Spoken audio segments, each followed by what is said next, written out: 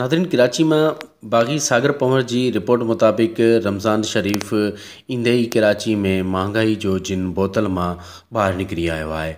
Fruit तोड़े सब्जियुनि सां गॾु खाधे पीते जी शयुनि जा अघ चोट चढ़ी विया आहिनि। इन सिलसिले में कराची जे सिंधी वसंदड़ इलाइक़नि में समाजी अॻवाननि सोच टीवी सां पंहिंजा वीचार वंडींदे चयो था थी वई आहे। हुकूमत को भी असांजी न महांगाई ते को भी अमल नथी करे। असांखे काफ़ी पेट्रोल महांगो मिलियो थो वञे, असांजो गुज़ारो नथो थिए। इन टाइम असांजा रश्का बीठा आहिनि ऐं असां वॾो बेरोज़गार आहियूं। हुकूमत खे अपील आहे त असां सां महिरबानी करे पेट्रोल सस्तो करे। असांजा सिंधी वसंदियूं गरीब ॻोठ आहिनि। हिन ॻोठनि में शाहनवाज़ शर ॻोठ आहे, सचल ॻोठ आहे, मारूड़ा ॻोठ आहे, भिटाईआबाद आहे, गाज़ी ॻोठ आहे ऐं जेको आहे पसगरदई जा जेके बि नंढा वॾा कचा ॻोठ आहिनि उन में मज़ूर तबिको रहे थो ऐं मिसकिन माण्हू जेके मज़ूर आहिनि उनखे मज़ूरी बि कोन थी लॻे। मज़ूरी तमामु घटि थी वई आहे रमज़ान शरीफ़ जे करे ऐं महांगाई जे करे जेको आहे मज़ूरी बि तमामु घटि थी वञे। इन जे करे माण्हू ॾाढा परेशान आहिनि। इन जे करे गवर्नमेंट खे कुझु न कुझु क़दम खणणो खपे त जेको आहे अटो 160 रुपया किलो, फ्रूट महांगा, सब्ज़ी महांगी, तेल महांगो, का भी शइ अहिड़ी न आहे जेका ग़रीब जे वारे में अचे। जीअं त तव्हां ॾिसो था त महांगाई बि केॾी वधी वई आहे। जेको ग़रीब माण्हू आम माण्हू आहे, जेको मज़दूर माण्हू आहे, उहो खाए त खाए कीअं।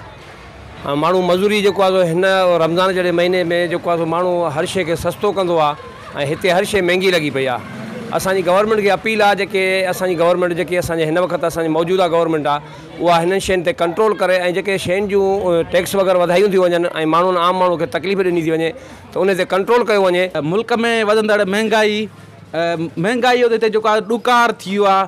हिकु त बेरोज़गारी एॾी मुल्क में वधी वई आहे जेको आहे माण्हू खे खाइण लाइ मानी गबो न आहे। पर उहा जेका मुल्की सतह ते महांगाई उहा ॿी हद ते जेको आहे जेका असांजा वॾा जेके ताजिर वेठा आहिनि उहे त माना जेको आहे पंहिंजा गोदाम भरे वेठा आहिनि। मुल्क में जेको आहे अटो लभे नथो ऐं ॿियो वरी ब्लैक करे था हलाइनि जेको आहे हाणे 2 वक़्त खाए थो, पर हाणे के अहिड़ा माण्हू घर बि आहिनि जिथे हिकु टाइम मानी था खाइनि। असां परे नथा वञूं, असां पंहिंजे ओड़े पाड़े में ॾिसूं त केतिरा ग़रीब माण्हू आहिनि ऐं केतिरा वीचारा मानी खाइनि था, केतिरा नथा खाइनि। पर अॼुकल्ह हिकिड़ो ॿियो हलियो आहे सिस्टम त ॿाहिरों गाॾियूं जेके भरिजी अचनि थियूं ऐं अक्सर ग्रुपनि ते बि आयो आहे त माज़ूर थी वेहनि था पिया ऐं उन्हनि खे पकड़ियो बि वियो आहे त जंहिंजो हथु भॻल आहे, कंहिंजी ॿांह भॻल आहे, जंहिंमहिल उनजी जांच पड़ताल थी वई उहे बिल्कुलु सही सलामत। ज़फ़र अब्बास जे इहे असां ॾिठासीं 2-3 क्लिपूं त हुननि चयो बाबा ॿाहिरि ख़ासि तौर पे पंजाब आहे ऐं अॻियां जेके बि इलाइक़ा आहिनि उतां बाक़ाइदा गाॾियूं भरिजी आयूं आहिनि ऐं जेके हिते अची इहो माण्हुनि खां ख़ैरात ॾियनि। जंहिं हक़दार खे उहो असां हक़ नथा ॾेई सघूं उहे माण्हू वती था वञनि। उहे महीने में लखें रुपए गॾु था करनि।